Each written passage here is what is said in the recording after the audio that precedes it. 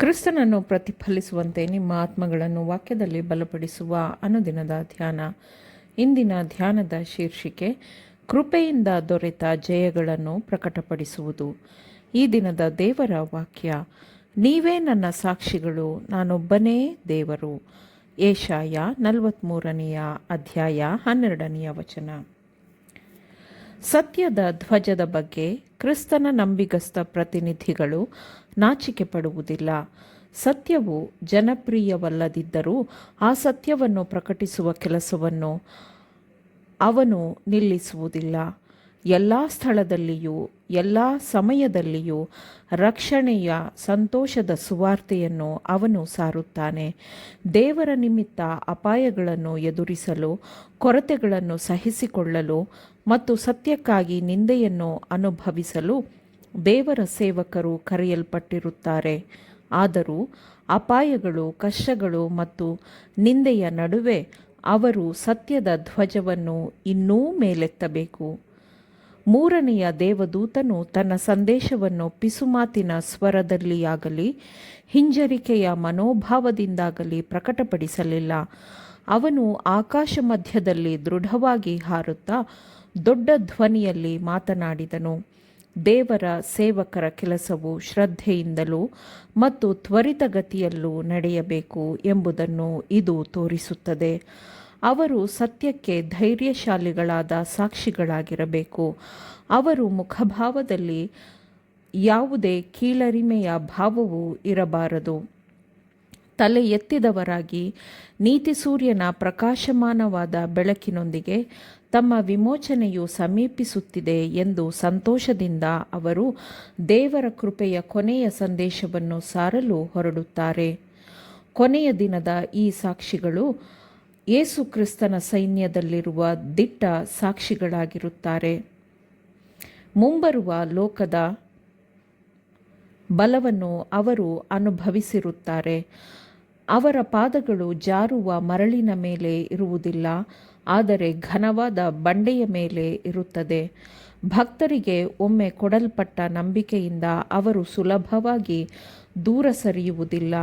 ಕಷ್ಟಗಳನ್ನು ನಿಭಾಯಿಸಲು, ಎದುರಿಸಲು ಅವರು ತಮ್ಮ ನಾಯಕನಿಂದ ಬಲಗೊಳ್ಳುತ್ತಾರೆ. ಅವರು ನೀತಿಯ ಸಂದೇಶದೂತರಾಗಿರುತ್ತಾರೆ. ಕೃಪೆಯಿಂದ ದೊರೆಯುವ ಜಯಗಳನ್ನು ಪ್ರಕಟಪಡಿಸುವ ಕ್ರಿಸ್ತನ ಪ್ರತಿನಿಧಿಗಳಾಗಿರುತ್ತಾರೆ.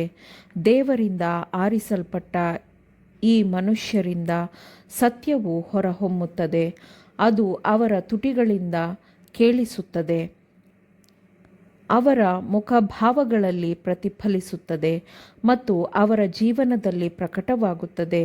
ಅವರು ಶುದ್ಧರಾಗಿಯೂ ಭ್ರಷ್ಟತೆ ಇಲ್ಲದವರಾಗಿಯೂ ಗುರುತಿಸಲ್ಪಡುತ್ತಾರೆ.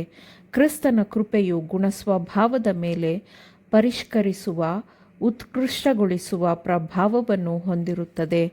ಸಾಮರ್ಥ್ಯವಿರುವ, ಶಿಕ್ಷಣ ಹೊಂದಿದ, ಪರಿಷ್ಕೃತರೂ ಆದ ಅನೇಕ ಸ್ತ್ರೀ ಪುರುಷರು ತಮ್ಮದೆಲ್ಲವನ್ನು ದೇವರ ಕಡೆಗೆ ಎಸೆದು ಬಿಡುತ್ತಾರೆ.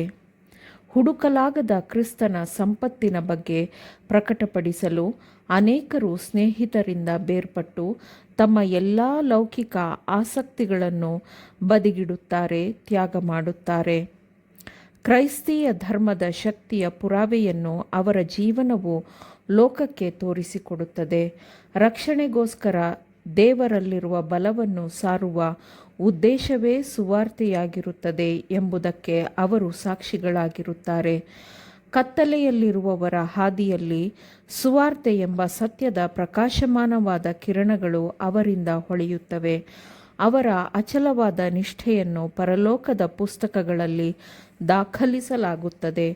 ಕ್ರಿಸ್ತನು ನಡೆದಂತೆ ನಡೆಯುವವರು, ತಾಳ್ಮೆಯುಳ್ಳವರು, ಸೌಮ್ಯ ರೂಪದವರು, ದಯೆಯುಳ್ಳವರು, ದೀನರು, ತಗ್ಗಿದ ಹೃದಯವುಳ್ಳವರು, ಕ್ರಿಸ್ತನ ನೊಗದಲ್ಲಿ ಭಾಗಿಯಾಗಿ ಆತನ ಹೊರೆಗಳನ್ನು ಹೊರುವವರು, ಕ್ರಿಸ್ತನು ಅವರಿಗಾಗಿ ಹಂಬಲಿಸಿದಂತೆ ಆತ್ಮಗಳಿಗಾಗಿ ಹಂಬಲಿಸುವವರು, ಇಂತಹವರು ತಮ್ಮ ಕರ್ತನ ಸಂತೋಷವನ್ನು ಪ್ರವೇಶಿಸುತ್ತಾರೆ.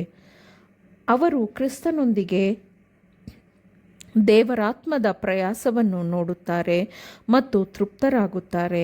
ಸೈತಾನ ಮತ್ತು ಅವನ ದೂತರ ಬೀಳುವಿಕೆಯಿಂದ ಪರಲೋಕದಲ್ಲಿ ಉಂಟಾದ ಖಾಲಿ ಸ್ಥಳಗಳನ್ನು ದೇವರಿಂದ ವಿಮೋಚನೆಗೊಂಡವರು ತುಂಬುತ್ತಾರೆ ಎಂದು ಪರಲೋಕವು ಸಂತೋಷಿಸುತ್ತದೆ.